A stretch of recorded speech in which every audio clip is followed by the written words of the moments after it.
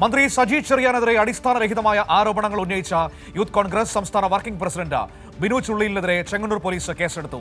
ആലപ്പുഴ നടന്ന യൂത്ത് കോൺഗ്രസ് യോഗത്തിലാണ് ബിനു ആരോപണം ഉന്നയിച്ചത്. തുടർന്ന് മന്ത്രി നൽകിയ പരാതിയിലാണ് ഇപ്പോൾ പോലീസ് നിയമ നടപടികൾ ആരംഭിച്ചത്. വിവരങ്ങളുമായി ഷാജഹാൻ ചേരുകയാണ് ആലപ്പുഴയിൽ നിന്ന്. Shaji, good morning.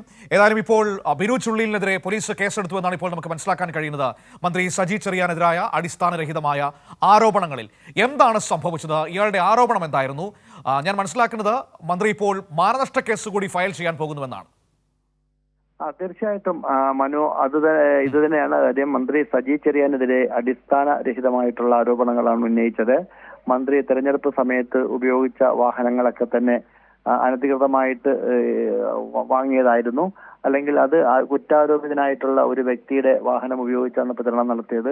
ഇത്തരത്തിൽ അതിന്റെ ശക്തമായ തെളിവുകൾ തന്റെ പക്കലുണ്ട് എന്നൊക്കെ കഴിഞ്ഞ ദിവസം സക്രിയവസാല നടന്നൊരു പരിപാടിയായിരുന്നു. അവിടെ പുതിയ ആളുകളെ, അതായത് യൂത്ത് കോൺഗ്രസിലേക്ക് പുതിയ അംഗങ്ങളെ ചേർക്കുന്നു എന്നുള്ള ഒരു പ്രഖ്യാപനം നടത്തിക്കൊണ്ടായിരുന്നു പരിപാടി സംഘടിപ്പിച്ചെങ്കിലും നേതാക്കളാരും തന്നെ, നേതൃനിരയിലുള്ളവരാരും തന്നെ അതിൽ പങ്കെടുത്തില്ല. അവരുടെ പേരൊക്കെ വെച്ച് നോട്ടീസ് അടിച്ചുവെങ്കിലും ഇവരുടെ ഈ പുതിയ അംഗങ്ങളെ ചേർക്കുന്നതിൽ കൊട്ടേഷൻ ക്രിമിനൽ സംഘങ്ങളിൽപ്പെട്ടവരുണ്ട് എന്നുള്ളൊരു ബോധ്യം നേതൃത്വത്തിന് വന്നു. അത് താഴെത്തട്ടിലുള്ളവരെ അറിയിച്ചു. അതിനുശേഷം ആരും തന്നെ പരിപാടിയിൽ പങ്കെടുത്തില്ല. മാത്രമല്ല, അന്ന് പങ്കെടുത്തവരിൽ കാപ്പാക്കേസിലടക്കം ഉൾപ്പെട്ടവർ യൂത്ത് കോൺഗ്രസിന്റെ അംഗങ്ങളായി എന്നുള്ളൊരു സവിശേഷത കൂടിയുണ്ട്.